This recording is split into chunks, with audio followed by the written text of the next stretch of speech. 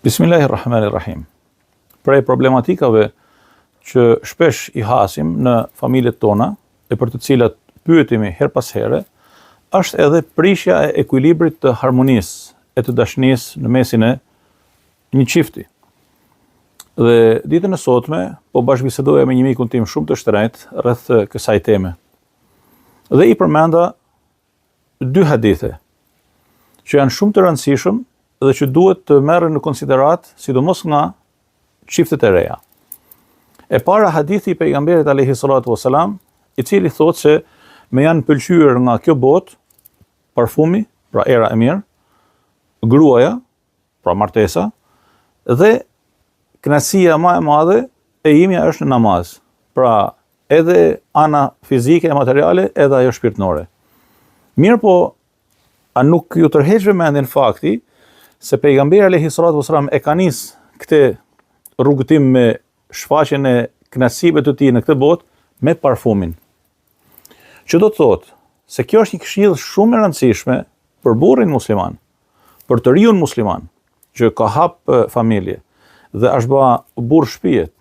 E para e punës, burri duhet mu karakterizu nga era e mirë, nga veshja e bukur, nga mirëmbajtja, e pastaj komunikimi i drejtë, komunikimi i pastër, komunikimi i urtë, me ekuilibër, me durim e kështu me radhë.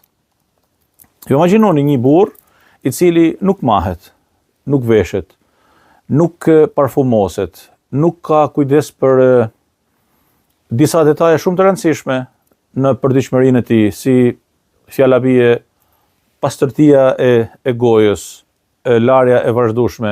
Pse në Islam pejgamberi alayhi salatu wasalam na thotë se po të mos ja vështirësoja ummetit tim, do t'i kisha obligu larjen e dhëmbëve pra të gojës për çdo namaz, pra abdesin për çdo namaz. Atëherë larja e gojës 5 herë në ditë, abdesi 5 herë në ditë, parfumi, rroba e bardhë, rroba e pastër, rroba e shkurtër për të mos u ny, për të mos u pluhuros e kështu me radhë. Hadithet që flasin për mirëmbajtjen deri të shapkave, hadithet që flasin për bukurinë, për mirëmbajtjen, hadithi që thotë Allahu është i bukur e don të bukurën. Të gjitha këto së bashku e mësojnë burrin musliman për të qenë nishan në familjen e tij e në shoqërinë e tij. Tash i vim tek gruaja. Pejgamberi alayhi salatu wasalam çfarë thotë? Na mëson se kjo botë është kalimtare. Edhe ashtu është. Dhe gjaja më e mirë e kësaj bote, thotë është gruaja e mirë. Pra gruaja saliha. Çfarë është kjo grua e mirë? E po të hapet mundësia që gjithë secili prej nesh të bëj përshkrimin e kësaj gruas së mirë, mund të na dalin me dhjetra, me qindra, me mijëra përshkrime. Mirë po pejgamberi alayhi salatu wasalam na e ka shkurtuar rrugën dhe na e ka heq këtë barr, na e ka prezantu ai vet se kush është gruaja e mirë. I ka thënë ai vet cilësitë e kësaj grua së mirë. E para e tyne, edhe këtu do të nalen, është kur ta vështroj burri pra, do të kënaqet. Që do thotë grua e pastër, grua e mirëmbajtur, grua e parfumosur, grua që mirëmban shtëpinë e saj, në edukimin e fëmijëve, në marrëdhëniet me prindët e tij, në marrëdhëniet shoqërore, në marrëdhëniet familjare, në marrëdhëniet me kret, me gjithçka. Kjo është gruaja e mirë. Për këtë ne i themi shpesh herë vajzave të reja, sidomos në momentin kur kryejmë celebrimin e aktit të martesës në prani të dëshmitarëve, familjarëve, që njeriu më i rëndësishëm nga ky moment për ty është burri i jot. Që do thotë xhenetin apo xhehenemin i ke të kam të burrit tënd. Sikurse njeriu më i rëndësishëm edhe njeriu më i dashur, edhe më i vlerësuar e më i respektuar për burrin, për djalin, nga ky moment, por nga çdo frym, nga fryma e parë deri në fund të jetës është nana jote. Nana jote për djalin, burri jot për vajzën. Ç'do të thotë? Do të thotë se Islami e nxit gruan që të ndërtoj marrëdhënien e saj me burrin e saj në mënyrë të programuar, duke parë për herë në përmirësimin e kësaj marrëdhënie. Mirë po ne si besimtar e si fetar e kemi për detyrë që vlerat e besimit të fesë tonë ti nxjerrim në pa. dhe ta këshillojmë njëri tjetrin, sidomos brezin e ri, për të mos shkuar nga rrugëtimet e shtremërta dhe të gabuara, por të qëndrojnë në tabanin e baballarëve dhe në tabanin e vërtet të fesë dhe të besimit. Atëherë, një burr i majtun, një burr që ka përgjegjësi për gruan e tij dhe familjen e tij, një burr që e nxit Islami që edhe kafshaten, një kafshat buk që e vendos në gojën e gruas së tij, fëmijëve të tij, ajo është sadaka për te.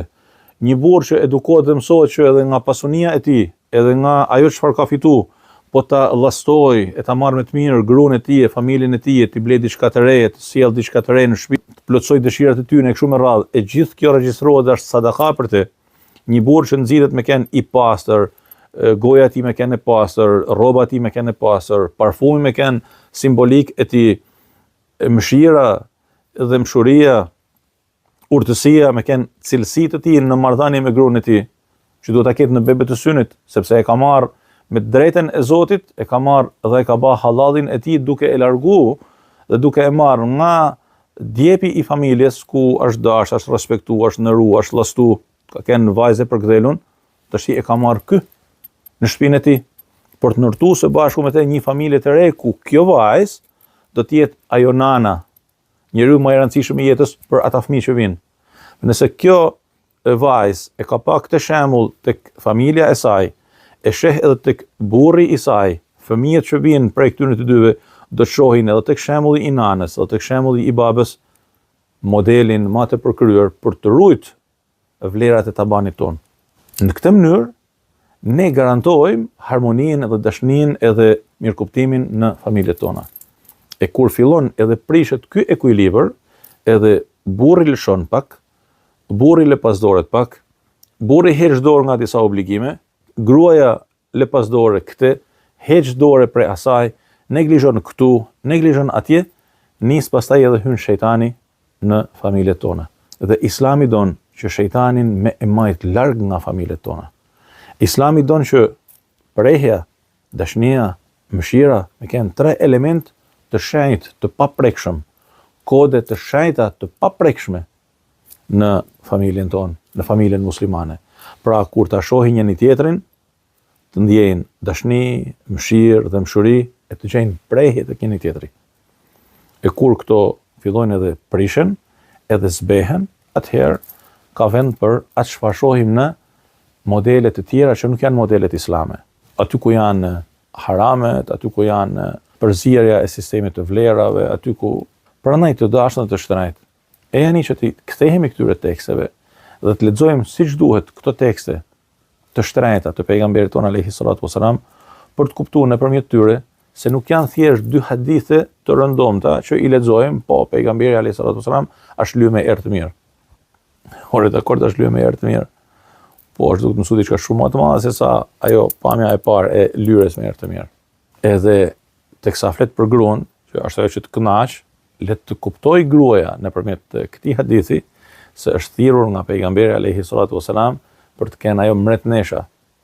Edhe gruaja pastërtore, edhe gruaja që shndrit në shtëpinë e saj. Sot, për fat të keq, ne e shohim të kundërtën. Gruaja ftohet, vajza ftohet, motra jon ftohet për të duk dhe për të ekspozuar jashtë. Edhe shtëpia ngelet thjesht një qerë dhe kalimtare si një dhomë hoteli, ku njeriu hyn edhe del.